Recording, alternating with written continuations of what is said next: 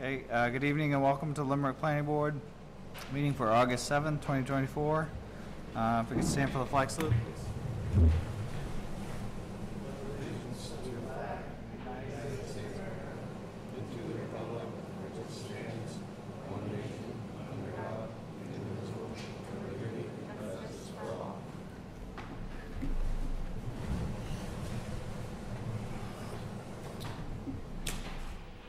First order of business is we have a public hearing. It's for Quarry Road Estates on Quarry Road. And we have Dan Yermian and Mike. You want to get up too, or just have Dan do it, or you can both do it. You can just let Dan do it, whatever you want to do. So you just kind of give us an overview of what you're proposing today, and Dan Yermian, Main Boundary Consultants, here working for FR Carroll Inc. for 11-lot subdivision on Quarry Road. This afternoon we did a site walk where we showed mostly focused on the lots towards the north end, and we showed where some wetlands were near the lot 11. We showed Bonnie around near her boundaries and setbacks. Does anyone have any other specific questions I could answer, or do you want to just open this up to? Yeah, I can open up to the. Yep, sure. Just have a seat. Is there anyone from the public that would like to speak? I'd like to hear a summary of what's happening here. What's so a summary of what's happening. Yes, in this proposal.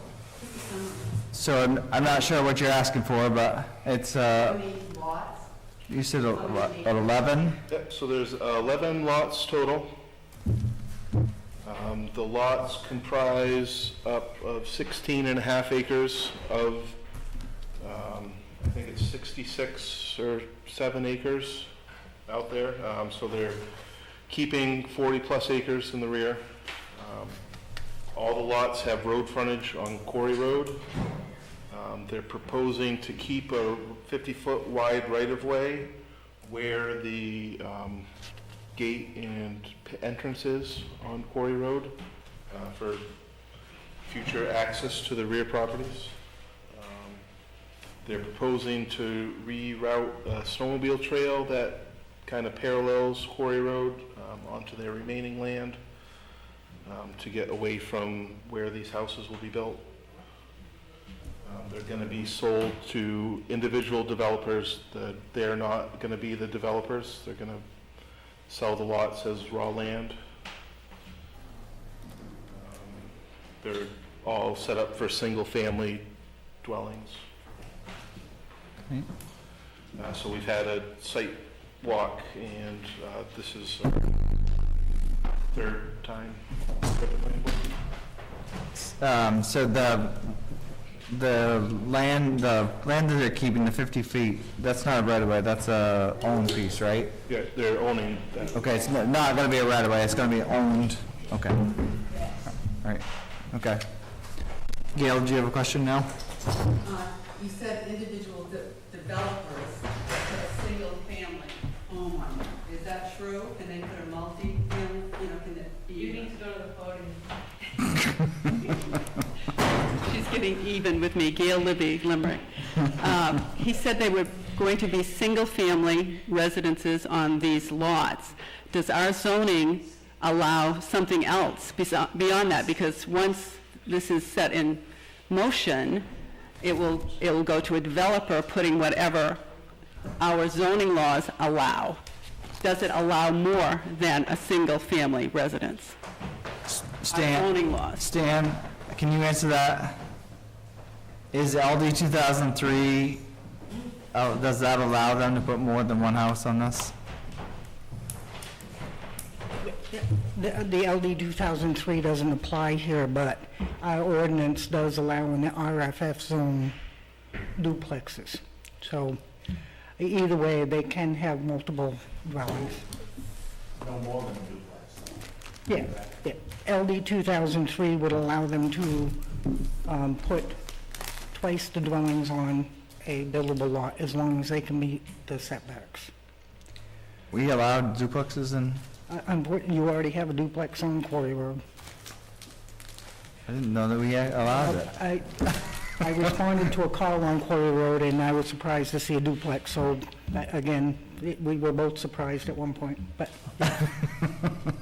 Okay, so, it is allowable. so they could have more than the one lot, or they can only have the two lot? Two, But they can have a duplex. okay. I'd have to check into that, because I still am not sure of that, but, But it's allowable if you look in the land use. It is. because I, Because they don't allow multiple dwellings, and I think that's where everybody's getting confused. Multiple dwellings is 3 or more. So the duplex is 2 dwellings. because I know of a specific place that had two units, and they had to put in separate wells and separate separate septic systems and everything, and because there were 2 units. If there's separate dwellings, a requirement or a condition can be made to require separate. It was the same building, but it had. It's the same building, one subsurface system and one well could be sufficient, because you can't divide them, so. Okay. The table here is saying duplex for farm and forest is not permittable. That's for multiple dwellings. It says duplex, 2-family residence duplex asterisk, so we should just clear this up if that's not the case. That is, I didn't think it was the case, but you already have duplexes on Quarry Road. So, so what's the definition of that then? but there isn't a definition of duplex, I don't believe. There's a definition of multiple dwellings, which is 3 or more. Where's Article 2? 2-family residence dwelling, duplex, so is not permitted in the residential farm and forest zone. In the residential farm and forest zone. Sorry to get sidetracked, but I don't.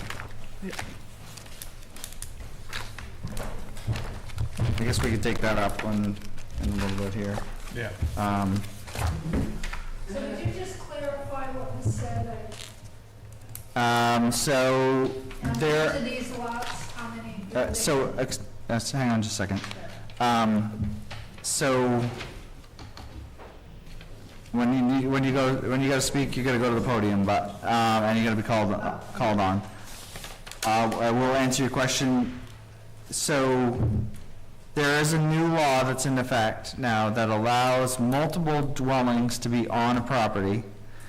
And I was asking the code enforcement officer, what are the conditions that allow that? And I guess we're still kind of up in the air a little bit, because Well, if the ordinance, if the land use chart, and again, that wasn't on mine, so apparently we got 2 different ones that I didn't get changed on, but a duplex is allowable under LD 2003 because you can put 2 dwellings on one lot. That will only allow, in our existing ordinance, 1 dwelling. So they can have 2. They can also have accessory dwellings, or ADUs. So, but under the Affordable Housing Act, they can add another dwelling on that lot, as long as they can meet the setbacks. and we, as the reviewing board, can make conditions for that or not? Well, again, the planning board can make certain conditions, as long as it's not more restrictive than what the new law says. We can be more restrictive than that, than the law. Not under LD 2003, you can't. The town can't be more restrictive. Okay. Unfortunately, that's one of the stipulations. The opportunity for the town to be more restrictive passed prior to August 1st. Okay. So, and that's why I had approached the board and I had asked the planning board way back when, do we want to make the setbacks more restrictive? Because if we did, that was the time to do it. Otherwise, as long as the dwellings can meet the current setbacks, they can put multiple dwellings on a lot. If it's serviced by water and sewer, they can put up to 4. So, but on an existing residential area or RFF, they can put 2. What if we have concerns for water and sewer affecting groundwater in that area? Is that a valid concern too? It is always a valid concern, and that is true. All right, so, And I'm waiting for Scott Lindsay to get back to me on some of the, what we call protected areas for the reservoir or your water district. But that was never put into place either, so there isn't any protected areas in that area. So again, the application is before anything was put into stone or put into ordinance, so it is allowable at this point. okay. And where it's one well and one subsurface system per building, I don't see where there'd be an additional concern. I mean, it depends on how many bedrooms are in it. They might be required in some cases on a subsurface system to put in a chamber system, Well, okay? if each one of those had two septics on them, and they double the water usage, I would be more On one concerned. well, but again, you're talking one building, you're not talking separate structures. If there were separate structures, then there would be another concern, because they could actually divide the lot if they sold. But in this case, they can't, and that can be a condition of the planning board, that they can sell the individual dwellings, like a condo can, but you can't divide the property. You can put that restriction in. I think that's a In a- that's a subdivision revision anyway, so Well, we wouldn't have to go there, so. All right, so let's listen to the public's concerns, and then we'll go from there, I guess. So, Gail, did you have more that you wanted to say, or where'd you go to? Oh, sorry. What's an accessory dwelling? Is it, It's the new name for another house. well, is it an apartment over the garage? an accessory dwelling as defined in our ordinance is anything 900 square feet. A tiny home, which is another part of the affordable housing, is anything up to 400 square feet. So 400 square feet to 900 square feet is an accessory dwelling. Anything below that can be considered a tiny home. Okay. And how many accessory dwellings are allowed on a lot? One per structure. One per structure, and then you said there's can be two structures? There can be, well, in this case, he's got two dwellings. So I don't think two structures will fit and meet the setbacks, but otherwise, yes. The setbacks are greater for multiple But dwellings, right? It's each 40 feet. dwelling needs to make, or each structure has to make or meet the setbacks according to the ordinance, so. If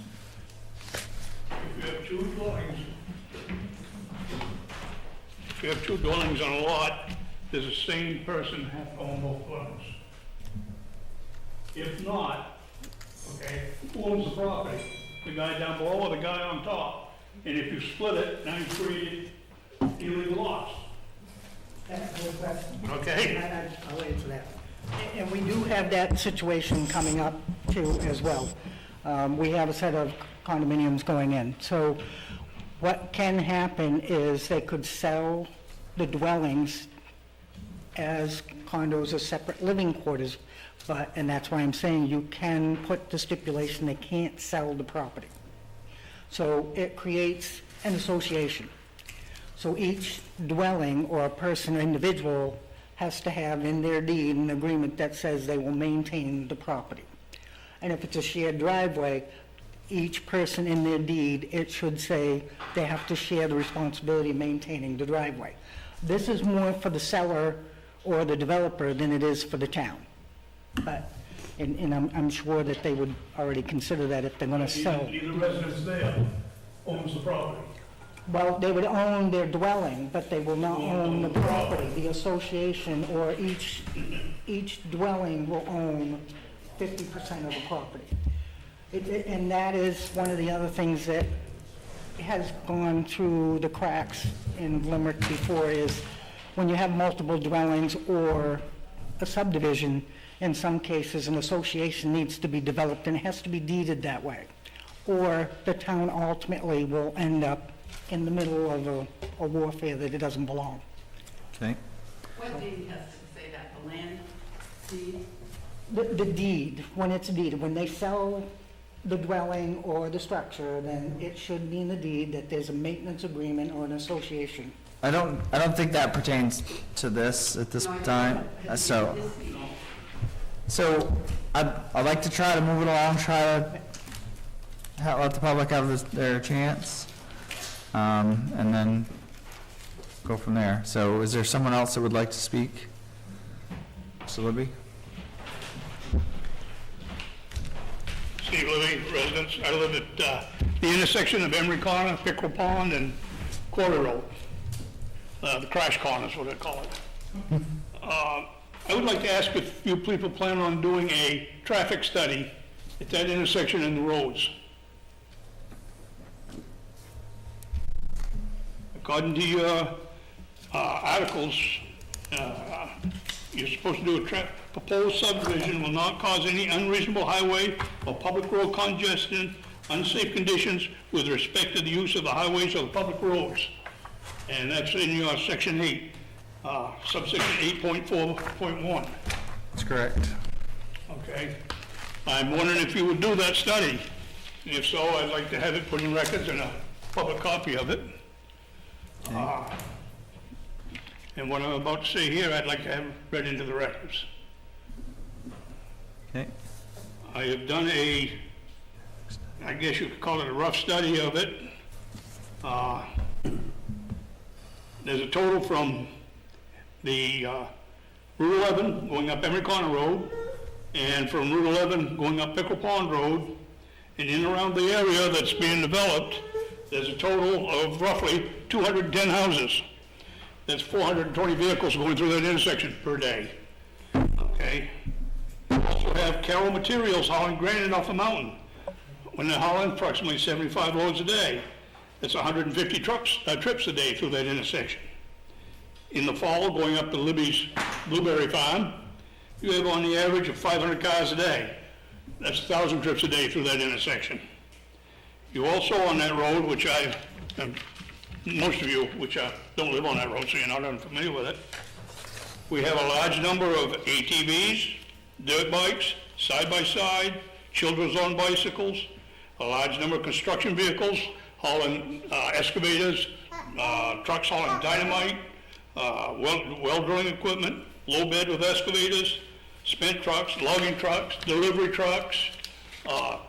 We also have a considerable amount of walkers, runners, joggers, dog walkers, and there's a woman that lives on Whiteley Road, through that intersection every other day. It comes up to my back lot, my field. I've allowed her to take her horse up there. She walks her horse up and down the road. She's had problems handling that a couple times because of the traffic.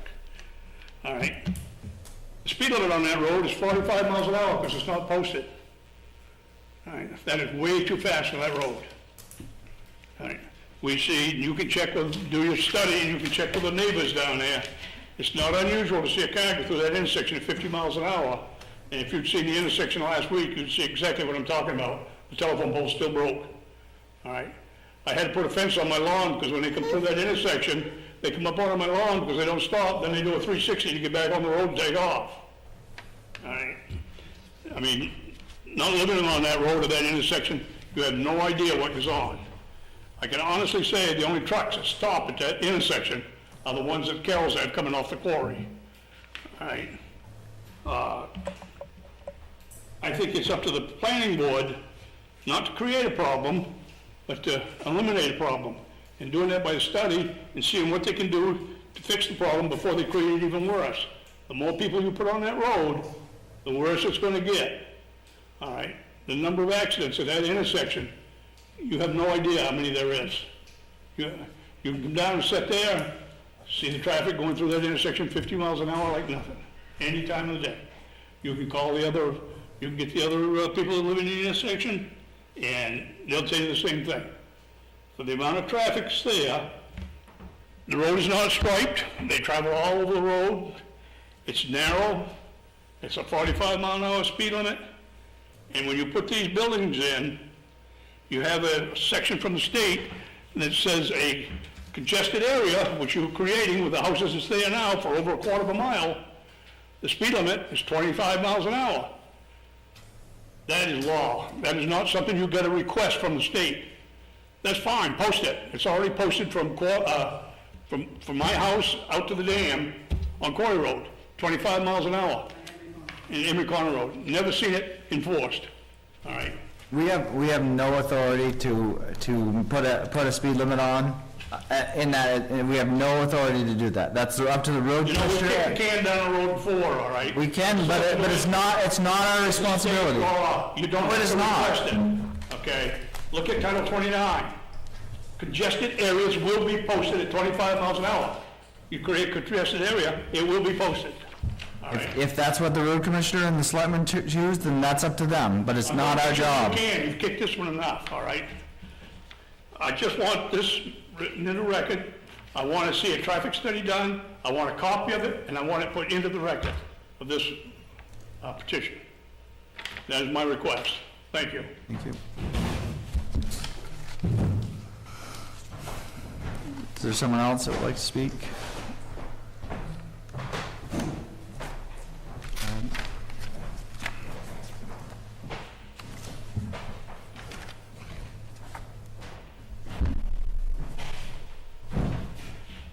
Tony Carroll, Chairman of the Limerick Water District.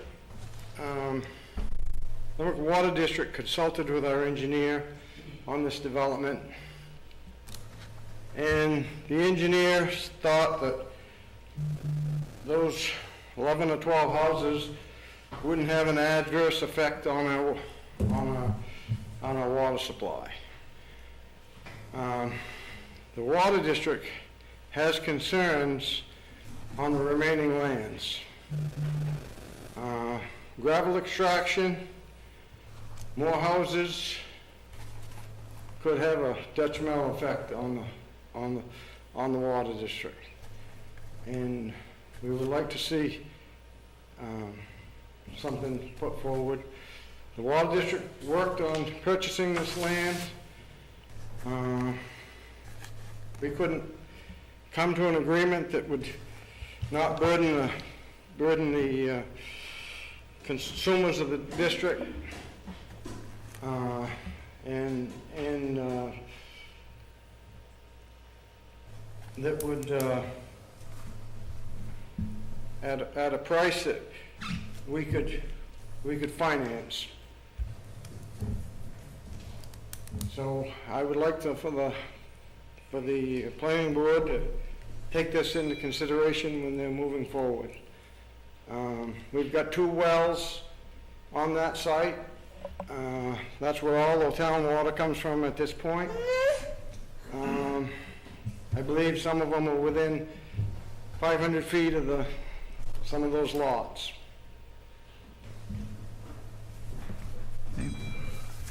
Thank you. Thank you.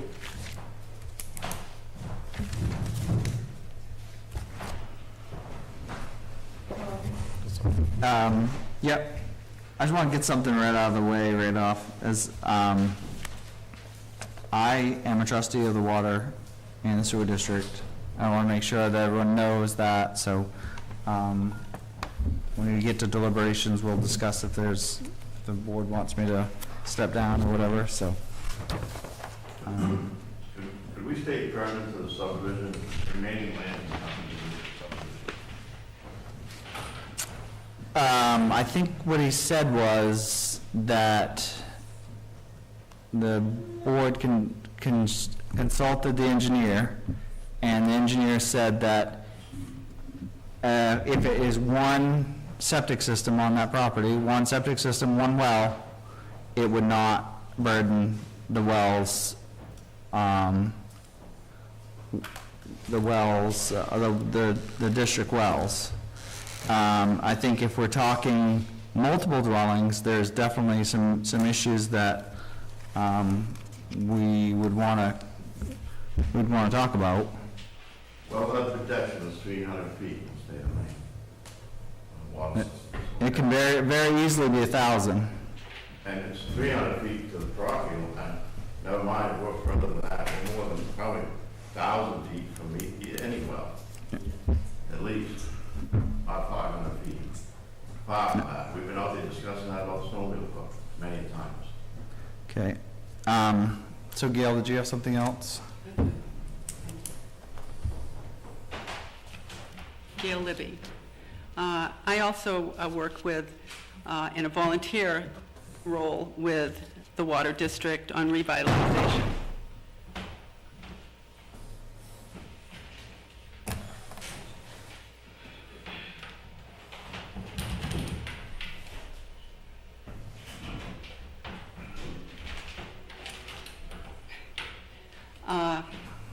How many members know where Levitt Brook is on this board? 2? Yeah. We're 50% of who's here.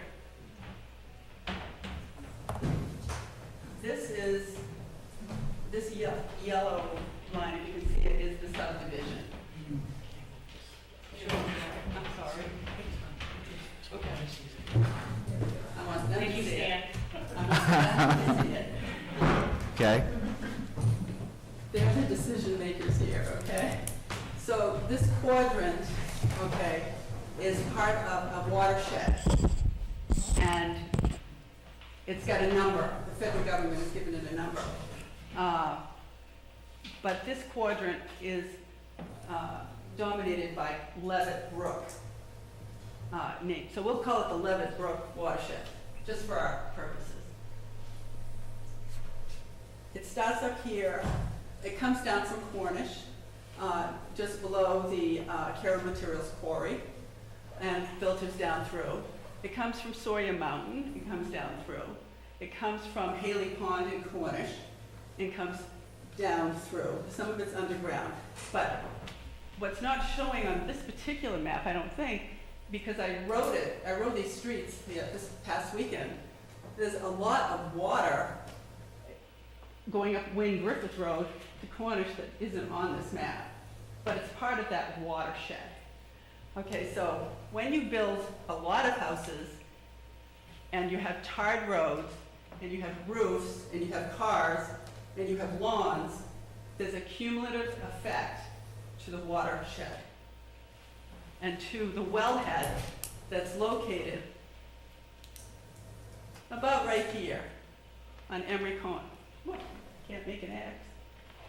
On Emery Corner. And that water pumping, how many families does it serve in this town?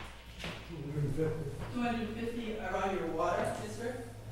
I thought there was more than 250 customers. 250 customers, so there's 250 families. Okay. Some are businesses, so. And some are businesses, and we've seen those, okay. So your subdivision ordinance says, existing future downstream drainage requirements shall be studied to determine the effect on proposed drainage. Have you got a study that I can read? That's 11.5.2, but I'm told I've got a 2020 ordinance. I'm sorry. So,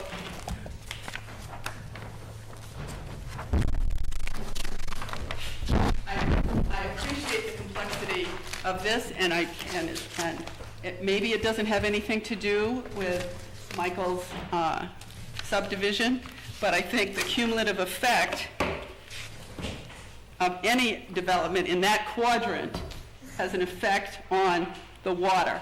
And right now, if you check the report card of that water, it's not stellar. And it's not just manganese, am I saying that right? It's not just manganese. Okay, this used to be farmland. It used to be open forest. And there's a lot of land there that can be developed.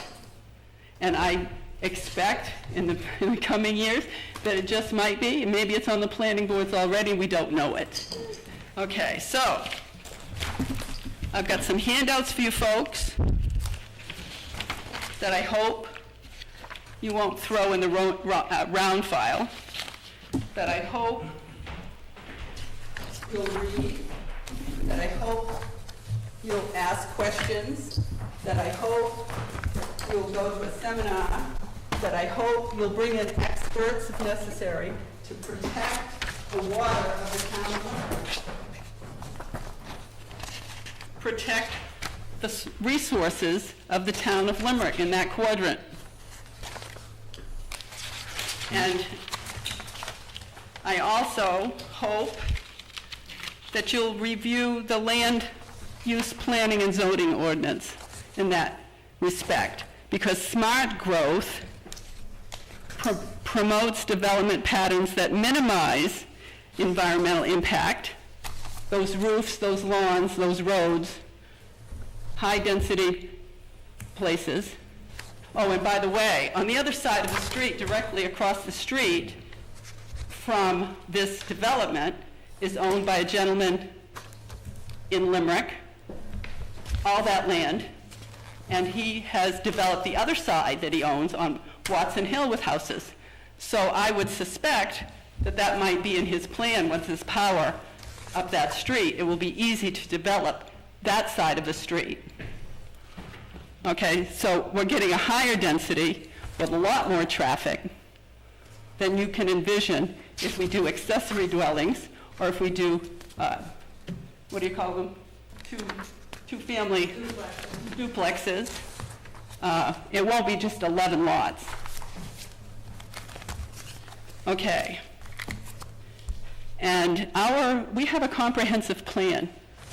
And in that comprehensive plan, it said people wanted open space in this town.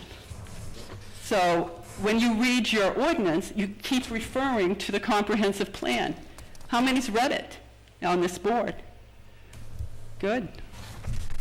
Good, that's a better percentage, okay? So to do that, you've got to have more than 1.5 acres of a house lot, okay?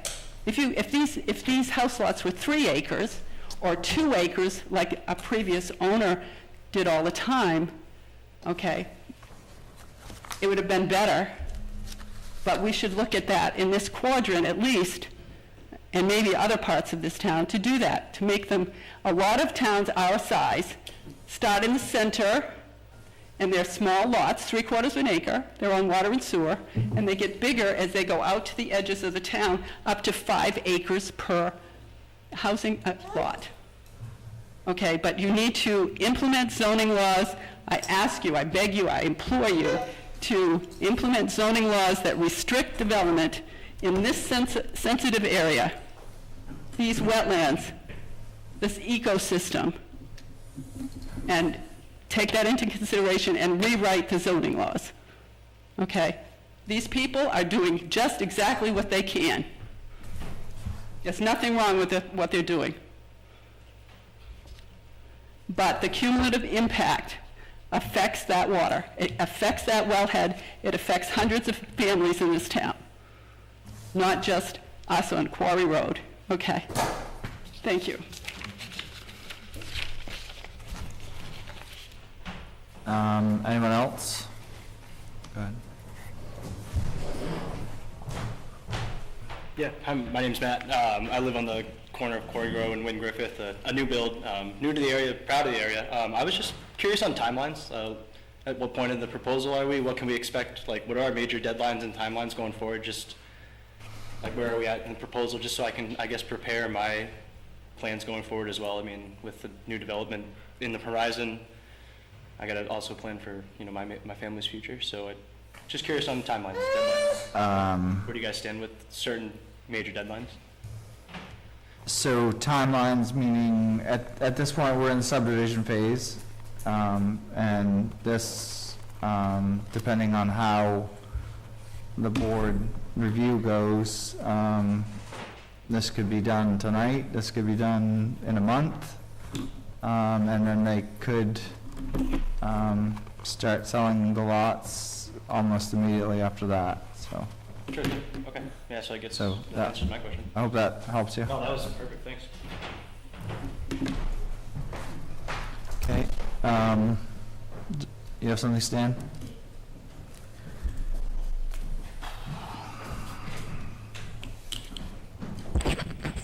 I did want to commend Gail for her presentation because she's absolutely right. The one thing that I've been working on since I've started here in 2021 was the comprehensive plan is very vague. It does give guidance that it wants to have open space, but it didn't indicate any growth areas or non-growth areas. So that is another reason why when LD 2003 took place, it left Limerick wide open in many phases. So it's not going to give the town very many options to say no if it complies with the ordinance as it is, since the application was submitted on a timely fashion and before anything was changed. It's going to limit your abilities to limit what they're able to do, right? The ordinance also specifies we do have a traffic issue on Quarry Road and Emery Corner. In fact, on Emery Corner Road, we had another accident, and one individual took off after they hit the vehicle. So that is an ongoing issue. That's something that is a police issue. They're not as efficient as the county was, so we're trying to work with them to get that patrolling a little bit better. Quarry Road from Emery Corner to Cornish can be posted at 35, but as long as it's not posted, the default speed limit is 45. And that is, again, been brought up tonight, and that's been an issue, and I'm working with the road commissioner to post that at 35 miles an hour. Is it going to stop people from stopping at that stop sign? We've done a lot of things that was requested with the stop sign and a warning sign. We can probably take what we used to have on Rangy Road and put the solar flashing stop signs up there. That may help. But it's going to be an ongoing issue because, again, this town is growing 3 times faster than the growth ordinance even projected 10 years ago. And the growth ordinance needs to be reviewed again. But we're at that stage. The ordinances are constantly being reviewed. I'm trying to change them along with the board, the planning board, reviewing them as quickly as we can to tighten up some of those loopholes. But again, you can only make so many changes at once. One of the biggest errors that the town made was when they hired Southern Maine Planning to review the ordinances, and they removed over 70 pages of ordinances with the assumptions that Mubic was going to take care of them, and that was wrong. So there's a little catching up to do, and I think people understand that, but development is inevitable. The governor in this state decided by vote to put LD 2003 in effect, even though I was on the Legislative Policy Committee for 2 towns, and I fought against it because these small towns are not ready for this kind of development. They're not ready for low-income housing, okay? Your developers on the most behalf are not the low-income developers. They're trying to make things affordable for people, so that's a different avenue.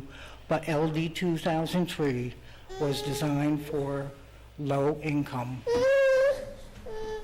So it's going to be problematic.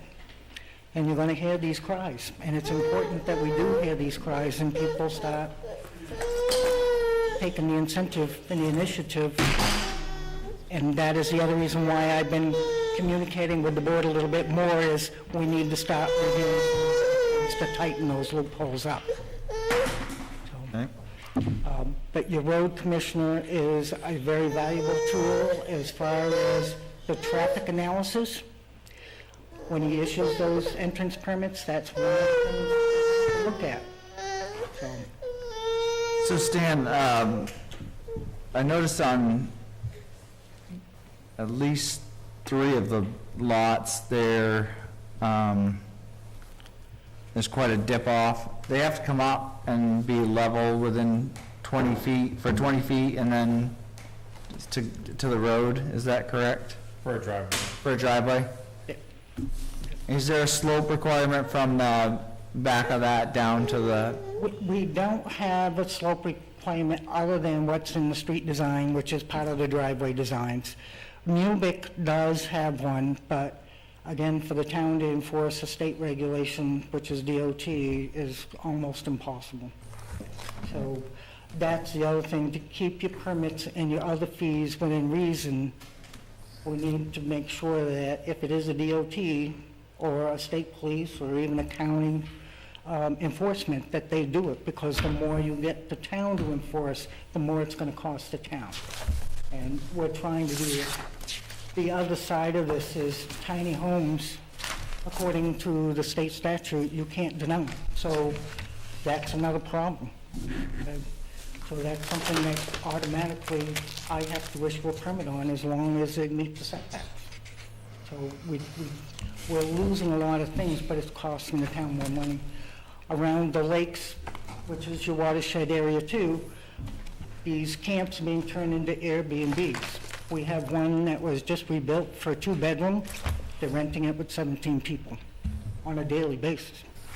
The subsurface system was designed for 2 bedrooms. So the effect of that is the subsurface system will fail, and that will affect your watershed. It will pollute your water. Okay. So these are the things we need to tighten up. That's another ordinance that it's too tight to even get that passed, but we need a rental ordinance that requires the short-term rental ordinance is the thing that I was looking for. So that Okay. we can enforce it. So those are the things you guys are going to be facing. That's Okay, to reinforce what Gail was saying. thank you. So are there any other concerns from the public that, or, go ahead, Steve.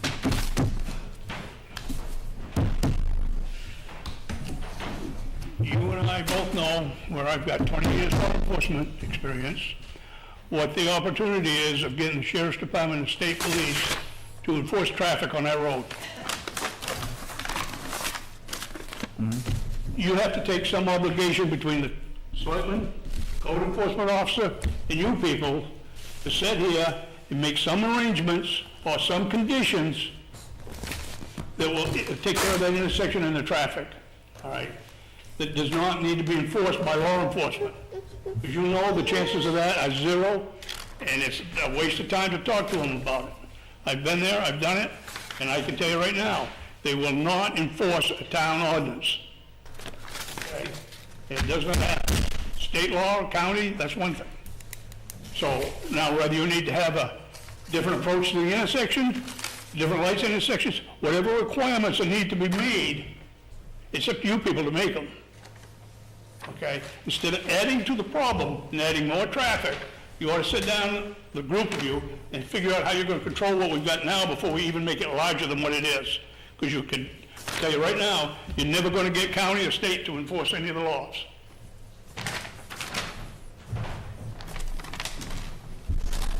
Go ahead.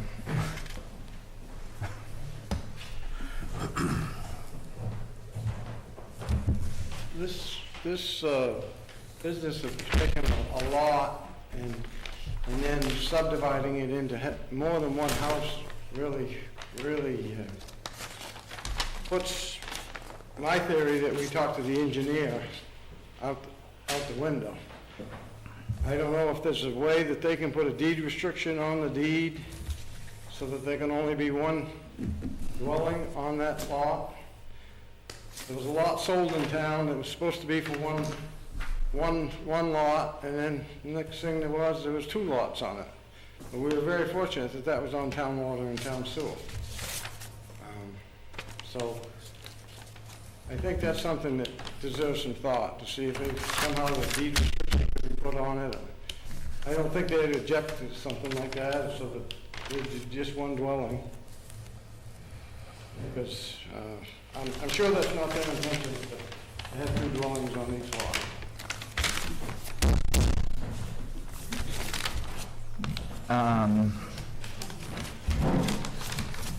Deed restrictions we can't enforce. We've already been there. So that you can't do, and you can't circumvent LD 2003. We missed the boat on it. So you can't put a restriction on the property or a condition on the property for one dwelling when the law says you can do two. Deed restrictions, the town has no enforcement. The only thing that I can do, and I have to verify right title and interest, and that is the deed, or a lease or an agreement, is advise them that there is a deed restriction.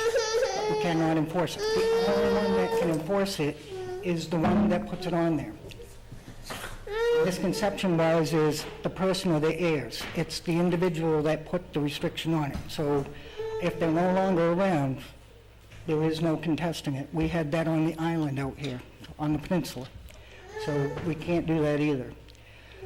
And law enforcement, you are correct, but they are, and I did, because I went to the academy and I'm trained, and I was going to fight that battle, but they told me no, okay? They do not want to do it. So he is right, but they have to uphold the traffic laws. I can't do it. I can only uphold the local ordinances, and the state police restricted me on traffic violations. So, and I'm not going to carry a service revolver, that's why, okay? So,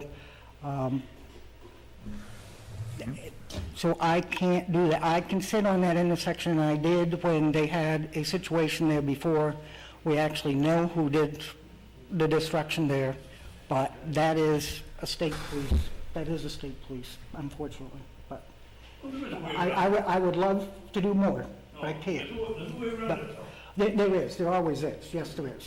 But I mean, when I live at the intersection, when I run a cruiser, park the cruiser there, put my uniform shirt or coat hanger, put a stick to the window, hang it, close the window up, and they stop every time. right, there is ways, and I have sat in a couple parking lots because we have one area that's getting broken into quite often, so I sit there to deter them. But again, I'm out of my authority because I will not carry a service revolver, so I'm not allowed to do that.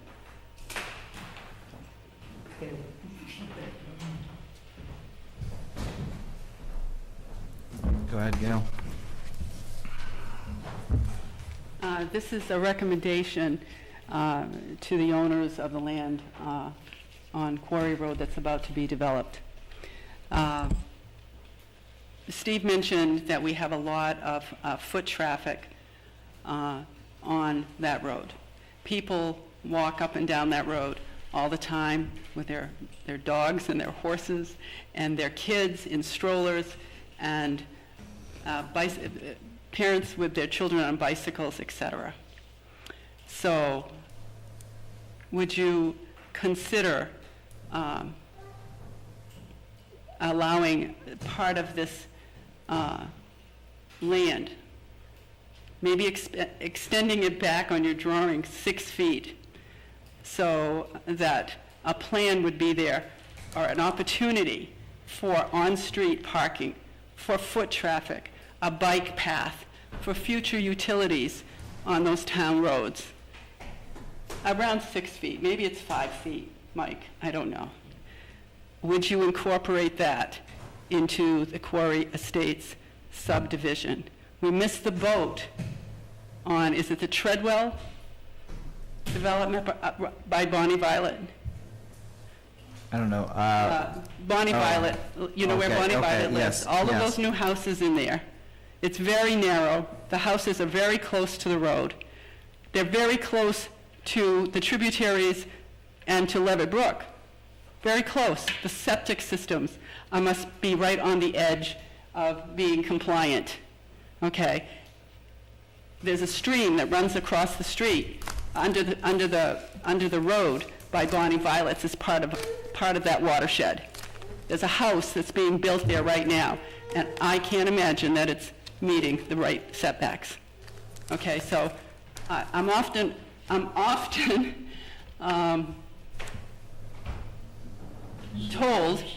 told that I do not plain speak, okay? But our zoning laws are piss poor. Is that plain enough? Is that plain enough? Okay, and they need to be strengthened. And when you say you don't have any authority over road speeds, I have read other zoning laws in other towns that you do. They write it into the ordinance. They say what a town road is, and they classify the roads, and they classify the speeds that are to be put on those roads. So you need to strengthen your zoning ordinance, and then you will have authority. You don't now. I agree with you. If that's the case, Then you need to put in this budget, in this budget that's going to start next week, okay, when your turn comes up to present, you need to put some money in there to get this done. Thank you. Thank you. Sure. Do you guys have the authority to ask the subdivision developers to put in sidewalks? And is that a possibility, given the foot traffic that we've heard about? I think we have all options are on the table. I just, we have to justify it, and then that has to be a board decision, so. Given the fact that I too have, grew up on that road, I remember it being, I saw it being paved and everything, but I can tell you, pulling out of my parents' driveway, I've almost gotten hit 5 times, because as they come up over that hill to the end of Quarry Road to Emery Corner, they are doing probably 50 miles an hour. And I'm backing out of my parents' driveway. So if I'm getting hit at the end, almost getting hit at the end, I can't imagine 2 or 3 houses before them and what that's like. And I've had people stomp on their brakes and then give me the finger and yell at me, and all I'm doing is pulling out of a driveway. I travel Emery Corner Road at least once a day, and there's always somebody walking, riding their bike there, so I understand. The other thing that I want to bring up is, I believe that the Blueberry Farm is asking for an entertainment license where they will serve liquor. Is that? Okay, so now you're going to have people that are potentially consuming liquor coming through that corner and we've already heard about the accidents and things like that. So if that's going to happen, that's something else to take into consideration, that you are potentially, another person having delayed reaction times coming through a very heavy populated corner. Okay, thank you. Anyone else? Any okay, go to the podium.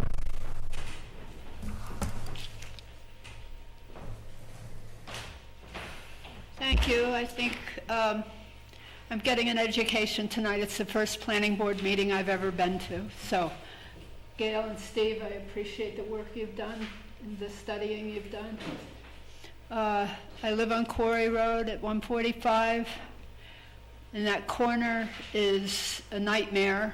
People slow down just long enough to get around the corner, and then I live just beyond the corner, and just a lot of people slam on the accelerators. I've been there 40 years. The noise level has increased in vehicles. The trucks people buy now, and so I am wondering, with this new development, I'm wondering about the noise level. I realize that it's before my house. I mean, they probably won't have much reason to go beyond the little cemetery, but there's still going to be a lot more traffic. And some of those trucks, you're right to be concerned about the speed limit. I think 45 I think it should be, lower than that. You say you have no jurisdiction, and I'm ignorant of what you do have power to do. But the thing that concerns me, one of the reasons I came tonight is because I've been told that the town has no noise ordinance. And when Gail, where'd Gail go? When Gail, I've lost my train of thought now, but it's the noise not only of the vehicles going by, but of snowmobiles sitting at Wynn Griffith Road and revving and revving and revving. Not every snowmobiler, I realize that, but we don't have a noise ordinance. Am I correct? I don't believe we do. Trucks and jake brakes on them. What? The trucks So- and jake brakes on them. Let's keep it to the subdivision here. That's kind of out of our purview. Well, I mean, it's just going to be lots ordinance, more it's- traffic, and I don't know who's going to buy these places, and I don't know what kind of vehicles they're going to have, and I don't know how much more noise will be. But that's my concern tonight.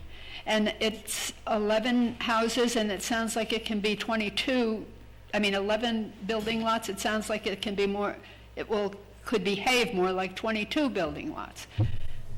So I'm just not, I'm not sure how it's going to affect the noise, but the noise level has increased dramatically, and I think of Gail and Steve often because of the intersection, and not just the trucks at Carroll's, although they tend to, Mike knows that I've called before when Mike was in a different position, I guess, and has asked the trucks to slow down and be quieter. So I can tell Steve is jumping out of his chair, and I think you need to heal, so I will yield to you to speak to that, but thank you. Under your Article 8, it says, any adverse action at all on them roads, streets, byways, or anything else. What do you consider your job as? A rubber stamp, or do you take into consideration what adverse conditions are? They can be a number of things, and loud noise is one. All right? I want to know, if you're not responsible to take care of this, who is? You say the code enforcement officer, we go to him, he says the selectman. You go to the selectman, they say you people. All right? Do me a favor. Get your act together, read your bylaws, and attend them. The selective enforcement has got to end. Excuse me, I've read them, I understand them, I understand my job very, very well, and I do it to the best of my ability. Now, there are things that are beyond our control. I cannot control whether people are going to have, those 11 houses, one of those is going to have a party on every Friday night. I can't control that. That's not something I control, nor something the state control. Read Section 8 in your article. It says it will have no adverse conditions on the road, the traffic, public safety, or anything else. All right? That is under your control to see that it does not. And what do you have to do to see that it does? That's not my problem. Okay, But it does have effect. I think you've said enough. Have a seat. Yeah. Go ahead, Stan. I just got the authority from the chief of the state police and the road commissioner. We're posting Quarry Road at 35 miles an hour. Right. Okay. As far as engine brakes on the road or anything, that has to go before, it either has to be an ordinance or it has to go before the town. But we are going to post it this week, 35 miles an hour. Okay, thank you.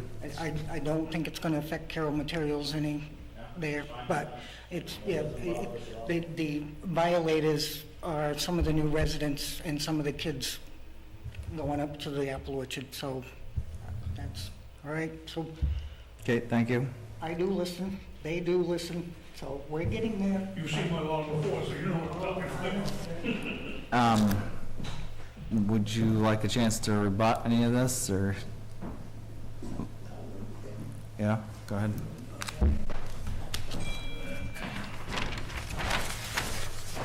My name is Michael Carroll. I'm one of the developers.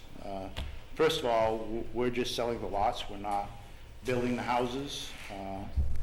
And I do feel for Steve, living on the corner, because I've lived there my whole life, and I understand what he's saying, and he's not wrong when it comes to speed, and I don't have no problems with the speed limit being 35, and I'll talk to our drivers about the engine brakes. We try to do that anyhow, but, you know, we propose 11 lots, and yes, there's gonna be traffic to that, but that's what the roads are for. The roads are for traffic. Quarry Road, we rebuilt that right from the beginning down, right through. We didn't rebuild Pickle Pond Road. We rebuilt that road from what it was, and it's wider. It supports the trucks that come down through now. 22 feet wide. It's 22. Wider than most town roads. Okay, that is true. And as far as the water, you know, I've gone on Google Maps, and I know it's not 100% accurate, but, you know, the back of these lots are 1,000 feet from the well. And all of that land is gravel. It's Adams, it's different kinds of gravel, sand. When it comes to drainage, that's one of the best materials to have for drainage. And we've done test pits on all 11 lots, and they all pass as far as sewage. Now, you know, when I thought about a subdivision, I'm not thinking about, and maybe I'm being naive, but I'm not thinking about multifamily housing, accessory buildings, and that's just me. I think of it as a single-family home on a lot. That's what I think of when it comes to a subdivision. So, and yes, the lot on Dora Lane, that was my fault, because we were gonna do that. You know, we sold that lot as a big lot, because that's what we figured, you know, instead of selling a small lot, our intentions weren't to create 2 lots down there and 2 houses in there. That was not our intention at all. But I think, I'd just like to say that I think your intentions are, and I know your intention is to have a single-family home there. Right. The thing that we have to think about is, what is the potential there, and we're trying to be very cognizant of that. So, I understand that you do have a zoning ordinance, and that is in a certain zone. And so, I mean, again, that's not my intentions at all. no, I understand that, and I just want to try to make sure that we protect the people that live on that road from 4 dwellings on there, or however it is, whether it's accessory dwellings or multi-houses, I don't know what it is, but it seems like it could be up to 4, and that is certainly not what we want, there. So how we get there and can make that not be what happens, that's I think that's all of our hopes. Yeah. So Yeah, go ahead. Yeah, I'm Frank Carroll, also part owner of this subdivision, and I'm Frank Carroll. You know, we're providing a subdivision that meets the requirements of road frontage and square footage that the town is telling us we have to. And now there's ordinances and things that are beyond our control. We're just selling a lot that's a legal lot to build on. And the loopholes and laws and the ordinances that Limerick missed the boat on, we shouldn't be crucified if we're providing a subdivision, meets all the requirements of subdivision, perk tests, soils tests, some of the best soils for drainage, and keeping things clean that you can ever have. And I don't see that we should be crucified for those things, because Limerick missed the boat on getting the ordinances up to speed, and the state passed something that is allowable or permissible on a lot that you're telling us we have to provide you. I agree. Thank you. And I'd just like to say one more thing about this, and I've spoken to Stan about it too. As everyone knows, housing is getting very expensive, and I have 2 children that have houses, and I have 2 that don't. And I think the only way that they're going to be able to get a house is if we build it ourselves. That being said, I'm not saying that this for any reason other than that if it was a duplex, my son could afford to build a house, or both of them. If they could rent the other side to someone else, it makes it more affordable to them. So I guess what I'm saying is, I'm not saying we want to do duplexes. That's not what I'm saying at all. That wasn't our intentions. We just want to sell land, and my view is a single-family home. But I think the town also needs to think about that moving forward, that our next generation, you know, most everybody here has their own house already. But our next generation has to be able to afford it too. So you take that into consideration when you're thinking about all of this, please. Thank you. Thank you. Aaron, I have just one question. Okay. A growth ordinance is the purview of what department in this town? I think a growth ordinance can be brought by the code enforcement, the selectmen, or the planning board. I think It's a combination. all three of us have the authority to bring it to the voters. You do, okay. I think all three of us can, well, actually, the code enforcement officer can't actually bring something to the voters, but the select board and the planning board can. So, Okay. And how long would it take the planning board to review our ordinance and strengthen it? It's constantly being reviewed. In regards to how many building permits and in regards to some of the things we talked about protecting? How long would it take? Would it take a year? we went through the ordinance and worked with Southern Maine Planning and went through every book and every page, and we thought we had done everything we could. I was scared to change all the stuff that we did, but the rest of the board wanted to.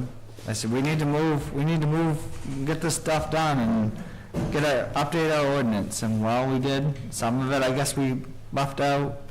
Some of it wasn't right, so, but Stan's been working with a bunch of stuff. Is it a year? Is it 2 years? What is it? I don't know. I don't know that number. 6 months to a year? I really can't tell. Find out if it's 6 months. I know it took us a year to go through with Southern Maine Planning, and so. The goal of the next one is March. But that's just pieces. Well, there's hopefully.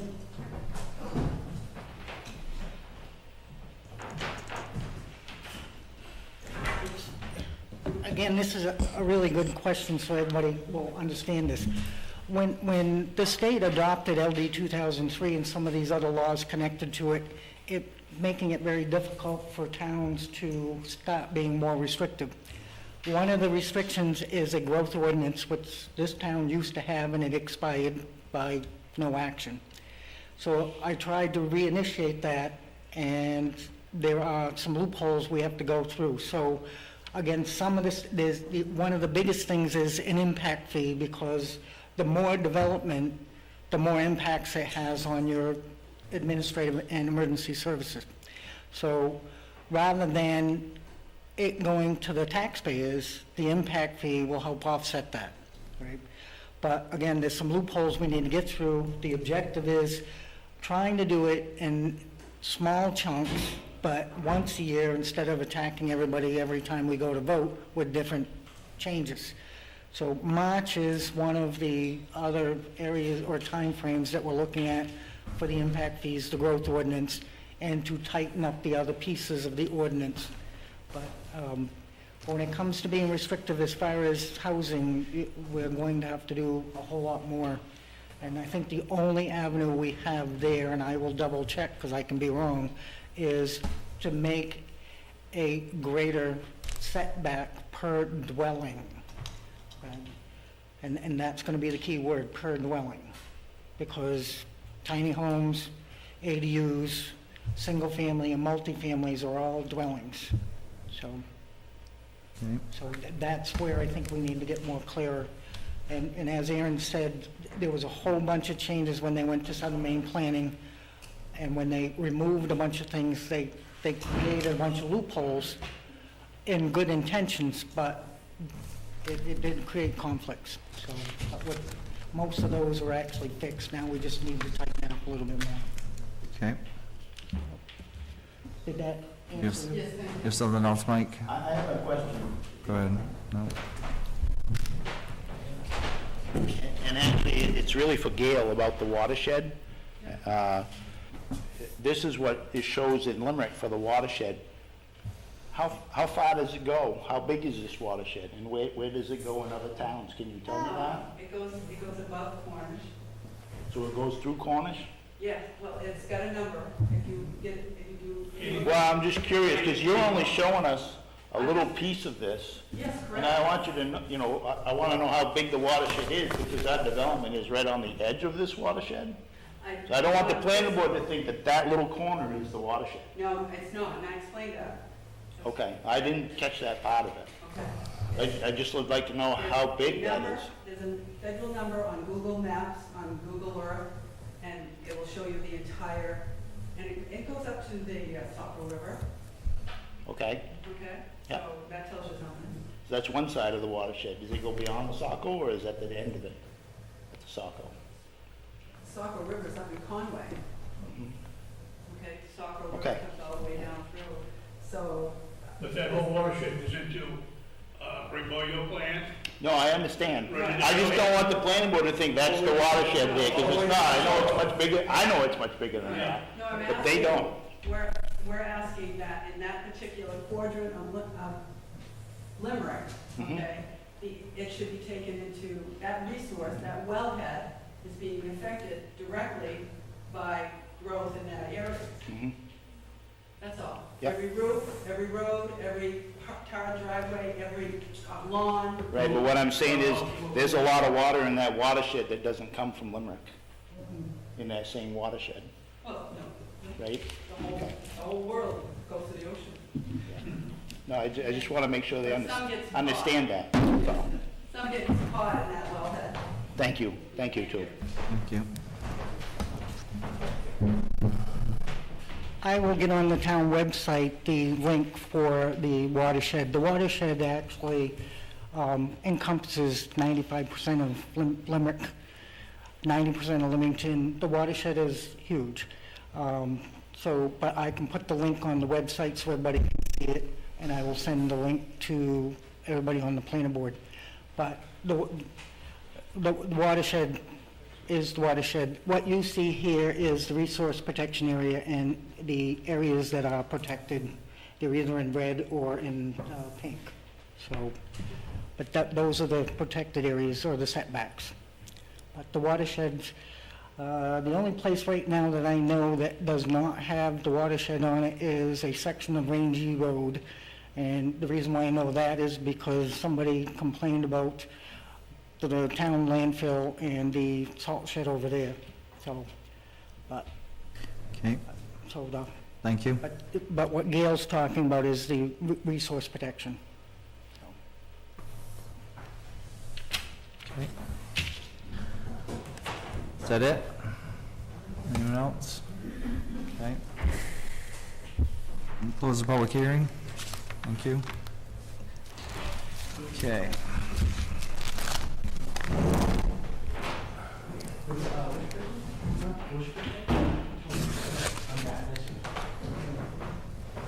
Brady's not here, right? Brady's not here, is he? What's that? Just was gonna do a walk-in with them, just to introduce his thing, but you can do it at the next meeting. Do you wanna do that? Guys, if you're gonna talk, we're still in the middle of the meeting. We're still having the meeting. Okay, thank you. So, we have another application that's been presented to the board.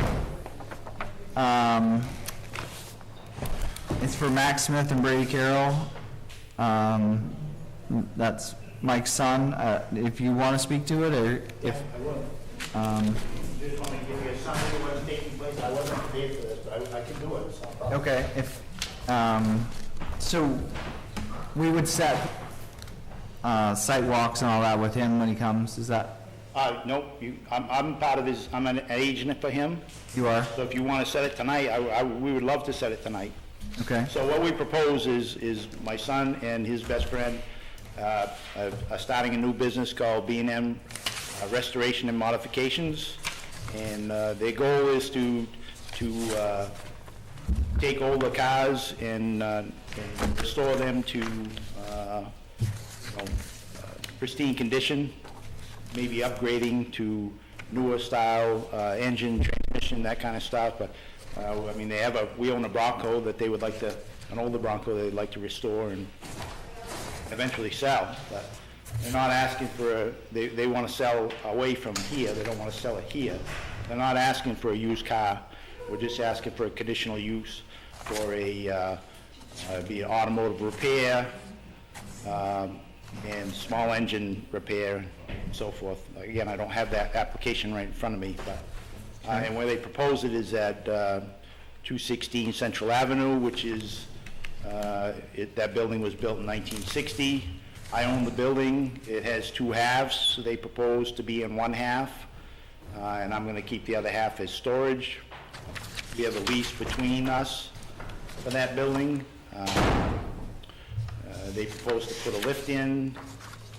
They propose to put air compressor, but in the front of the building, we have a overhead, a separate room for that, and that's where the air compressor is going to go to try to keep down the noise, because we know we have some neighbors that are fairly close to us.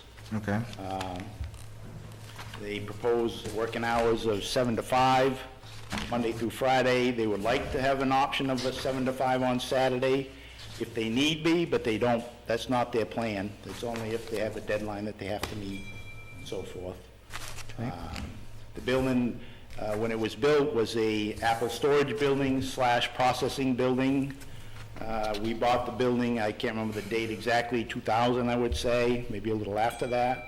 And we turned it into storage, and we put dump trucks, concrete mixers, loaders inside of there. We did some work on them, but not much. Basically just storage. And I was the one that bought the building in 2000. And then we sold our other company, and the people that bought that this year decided they didn't want to lease that anymore from me because they had enough storage. They had other facilities, so that's where that stands. So let's see. So I think it's August. It's August 7th today. Yeah. Our next meeting is 21st. Is it too soon to have a site walk on the 21st? no, not at all. So we would have to accept the application and set a site walk. So I noticed that there's not a letter from the fire chief. There should be a letter. Stating what? Just that he's reviewed it and this is the recommendations that he has. Okay, I didn't know that was, I thought that was a part of the process of doing, I didn't know I needed that beforehand. Am I wrong? Stan can get you a form, so, I've got it already. okay. So, that's just one of the things that I noticed it wasn't there, so. Okay, have him- is there anything else I need? So I need to have him come down and look at it? Is that what I need to do? Okay. Okay, was there anything else that did you look at this, and was there anything else that you saw that was missing? The only other thing that you might want is the road commissioner has a form to fill out there, don't have any additional impact, but that's a state road, so I didn't want to include it. Yeah, I think it has always had an access, so I don't see us having to have. We don't propose any changes to the building, no proposed changes to the exterior of the building. It's been this way for So at least 20 years. I'll make the motion that we accept the application, and that we set a site walk for August 21st. You want to set it at 5? Will that work, or? Yeah, I'll second that motion. So site walk at 5 and then public hearing at 7? Okay, moved and seconded. Any discussion on that? I think, I was reading through the questions as they were speaking. I think they went into some pretty good detail about flammable storage, fumes, that kind of stuff. I think we should have the letter from the fire chief before the site walk, but I think they did a pretty thorough job with the answers here, so I don't really have many concerns. I'll jump right on that tomorrow, so. Okay, thank you. So, moved and seconded, all in favor? Okay, so it's unanimous, so we'll have a sidewalk at 5 on the 21st, and the public hearing to follow. Yep. Okay, thank you very much for that. Okay, so as far as deliberation on this tonight, I think we all need to think about it a little bit. That's my opinion. Now, the rest of you can tell me what you think, or if you want to.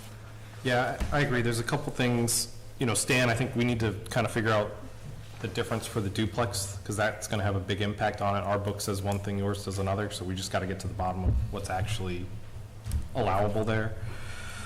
I'd like to see some details from the water board about the well construction, sand, gravel. I believe it's an overburden well.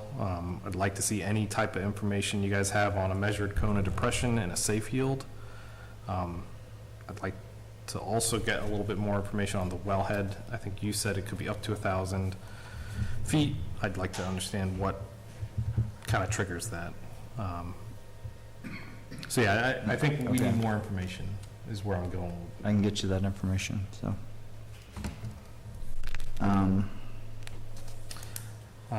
I would also like to understand what is involved with the traffic study.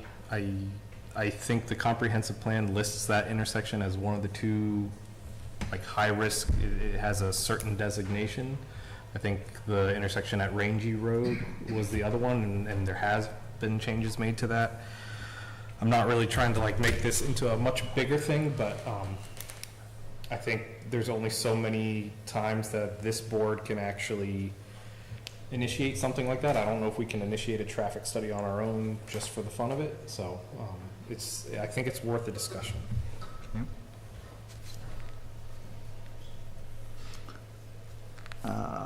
So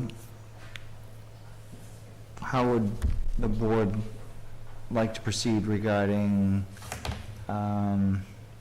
finding out information about the LD 2003, the duplex and all that? Do we want to go through Stan? Do we want to reach out to a lawyer on our own and ask them some questions about this and how we can craft our subdivision approval to reflect not trying to keep it to a single family residence, or even a duplex is reasonable. Multiple accessory dwellings and all that, that's a little scary. So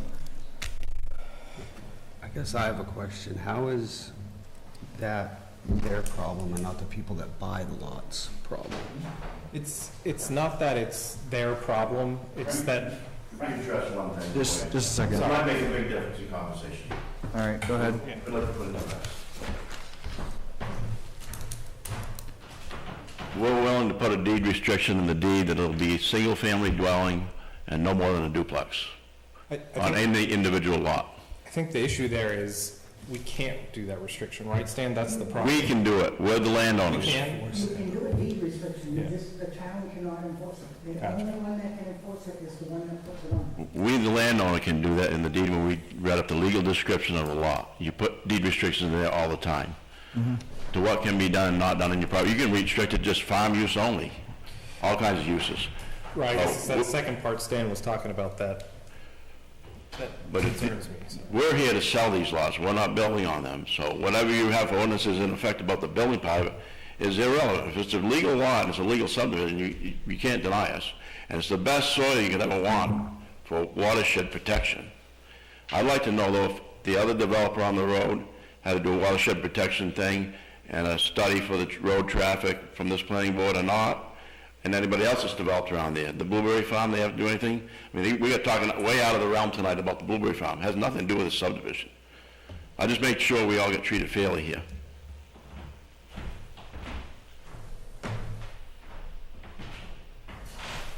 Now, does the planning board have the power to put a condition on the subdivision where they can allow it just a duplex and a single-family home? Is that? I don't know that. That's why I'm asking whether. No, I don't think. That's up to the deed restriction, from us. But if we can do it, if there's a way of us doing it, it makes it much cleaner. They can't do it.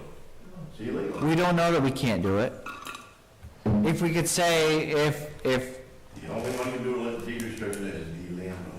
I understand what a deed restriction is, but I also understand that we have lots of power. We have an immense amount of power here that we can make conditions that, that can deal with us, so. You can do it as a condition. And the only way the condition can be changed is it's got to go back before the planning board. But a deed restriction, if anything happens to the ones that put it on there, and at some point our demise is always there.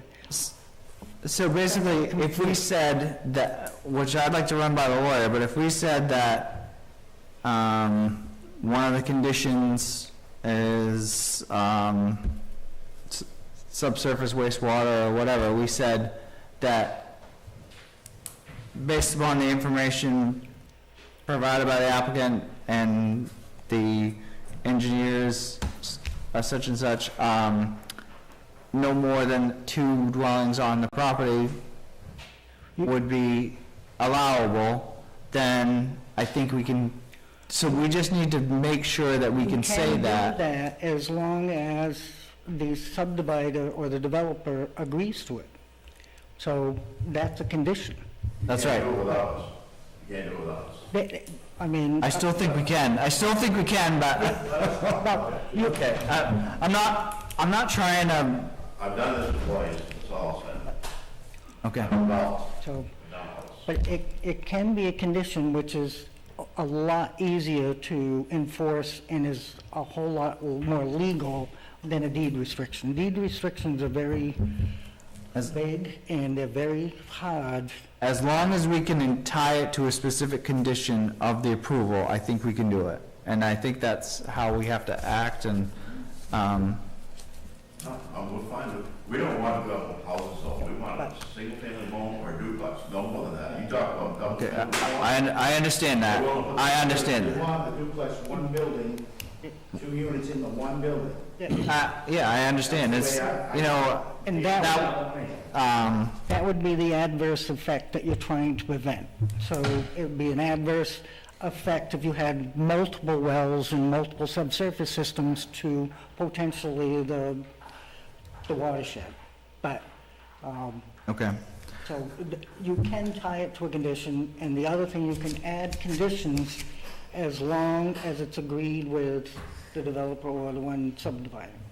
Okay. So, And the biggest thing is long-term thinking, right? Like, sure, the builder can come and do what we restrict now, and then in 20 years from now, 40 years from now, like, if the person who was the original landowner is no longer there to be the person to say that they have the power to enforce those, then people can just go and still build multiple units on that land 20, 30, 40 years from now. And so that's why we're trying to set it up now, not for the next person who's building, but for 30 to 40 years from now, so that that effect is not still happening. and then, We die, it doesn't change. so. Well, the owners can change. And what the condition does is if there's any changes to that subdivision, which that would be a substantial change, is it has to go back to the reviewing committee. So if you have a lucid code enforcement officer, the reviewing committee is there and they have the powers. It's not under one person anymore, so. Okay. All right. So, what's the board's pleasure? I think we should learn more before we move forward. All right, so, you're gonna, Review some of the conditions and get them out of the way tonight and be contingent on the other ones for another time? what's your thoughts? We can go through them pretty quickly when we get to it. I'm not sure, trying to get through a couple now. I'm not ready to do that. That's where I stand. Okay. All right. So, I know Jason was wanted to be here for this discussion as well, so he said he'll be here at the next meeting. So we'll work on deliberations on the 21st after the public hearing. Okay.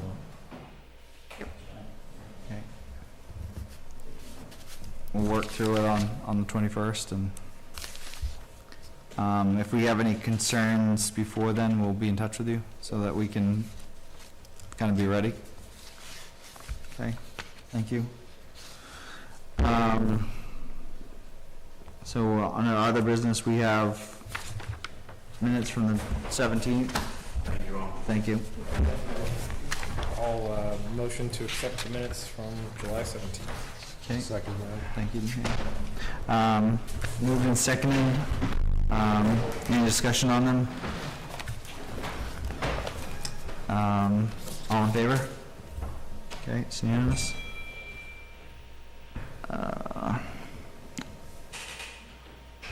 Stan, are we all set with the Deerfield Heights? You're working with them? Okay, so just in a hold right now? Yeah, on the,